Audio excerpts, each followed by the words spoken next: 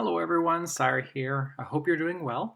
I am bringing to you another Scrapping for Less card kit for September 2020. This will probably be my last one because I did get my October one and I'm too excited to continue with this one.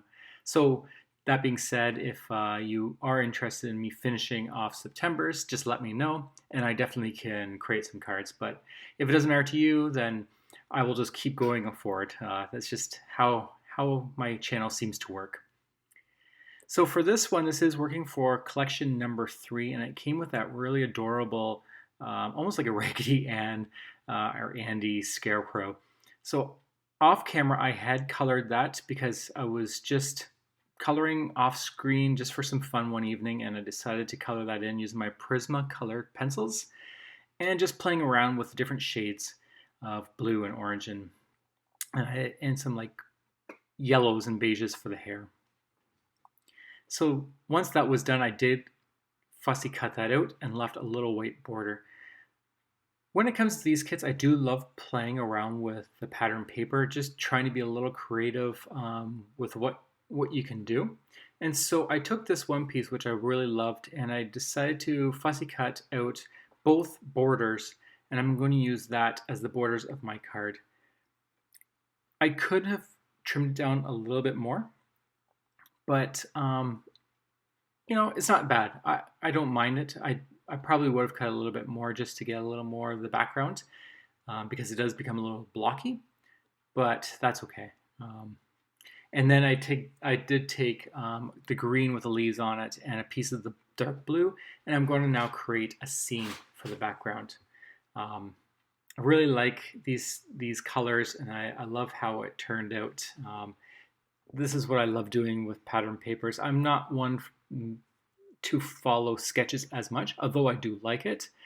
I just find it more enjoyable to grab the pieces like this and just start cutting things away. If there were more sheets, I probably would have fussy cut out the flowers and created layers because I like doing that as well, just create a little more dimension. But there were no other flowers that kind of matched this.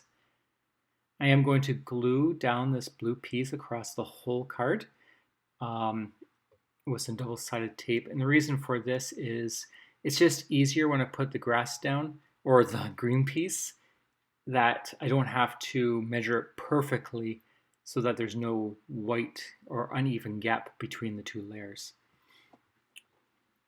So now I'm just playing around, checking to see how this all looks. And I'm going to snip a piece of that leftover scraps and I'm going to adhere that to both sides.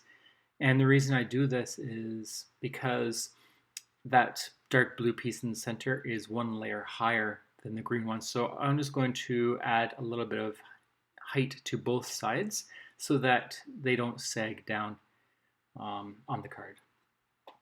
Unless this cardstock was really thick, I wouldn't have done it, but this definitely helps. And I'm just going to use some more of that double-sided tape. You can use a liquid adhesive if you like, but I'm just wanting to play around with the double-sided tape this time. And then I'll glue this down to create my grass on the scene.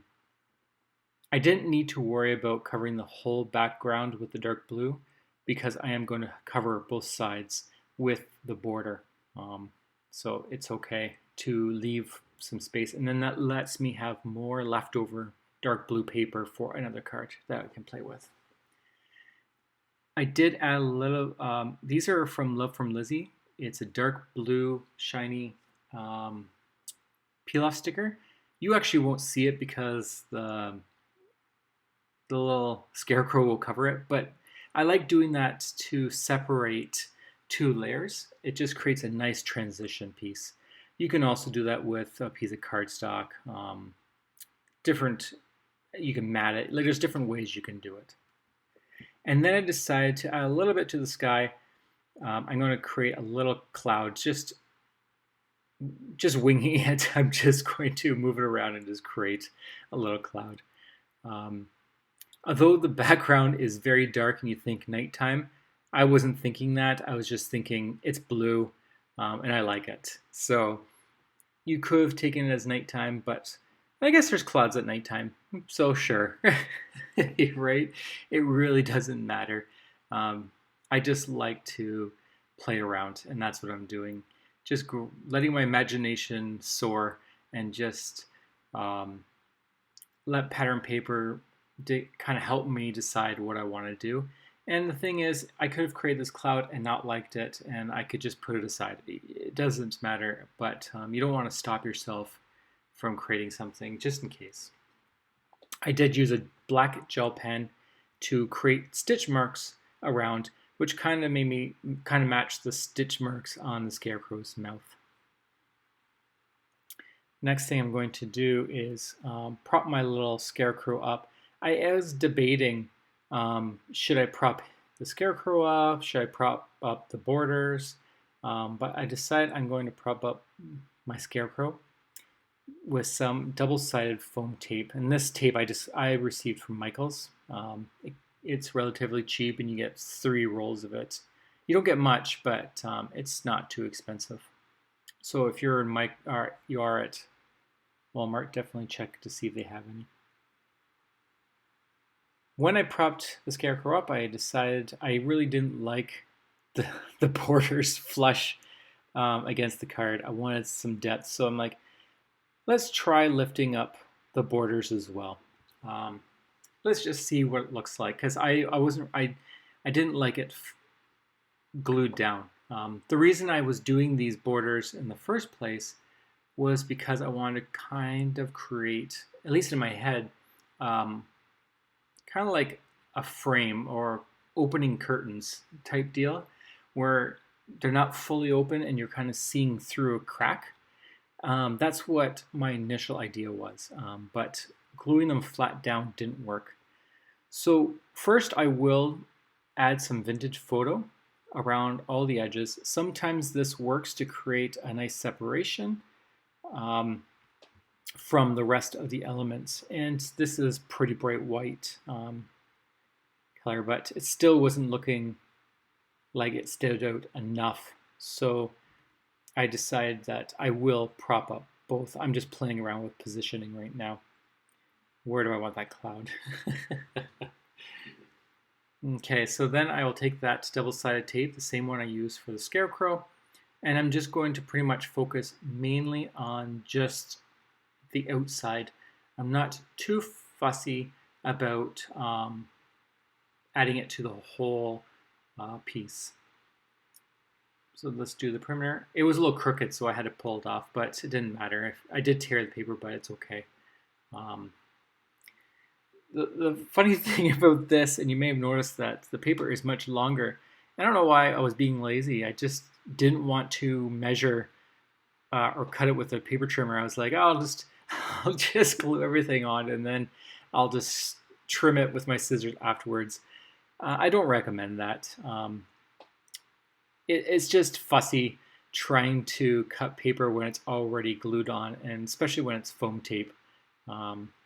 And see, I'm even trying to cut it here by measuring on the card, but it's so silly because it just keeps moving, and then you end up with a non-straight cut line. So don't do what I do and being lazy.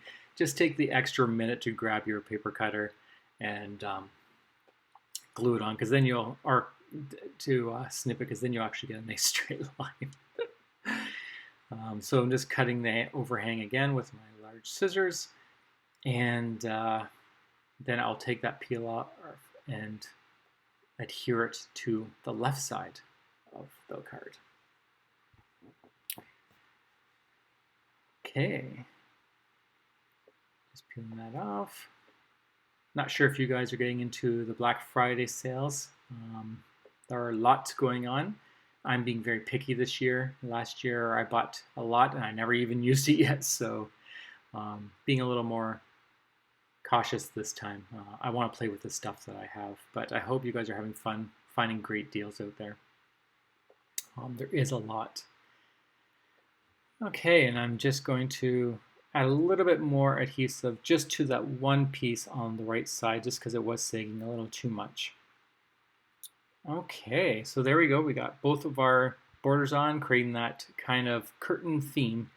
And now I'm going to use my stickles and just apply some to the circles and some of the flowers. Normally this would be the indication that is the end of my video, but as I was showing it to my partner, getting his feedback, I realized I didn't create a sentiment.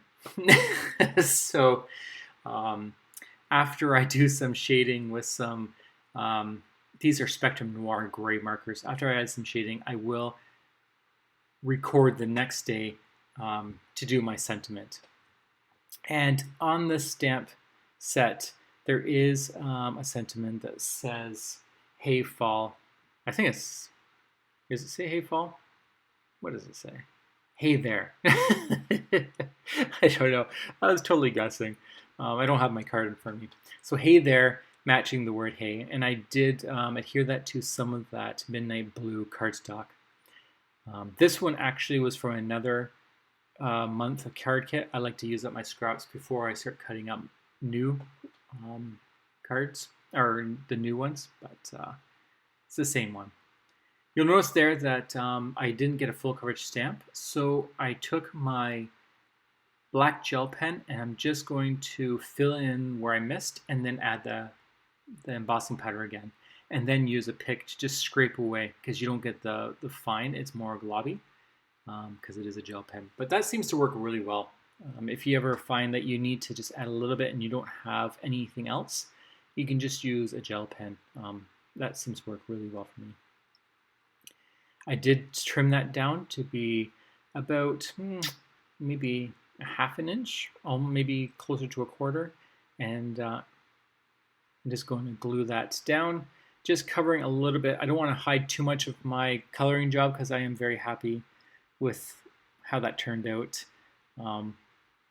And I'll just glue that sentiment right down to the bottom, and that's my card. I hope you enjoyed this. I hope it has created some inspiration. Like I said, if you'd like to see me continue with this kit, let me know. Otherwise, I am going to move forward to the next months. So until then, have a great day, and I'll talk to you guys later. Bye.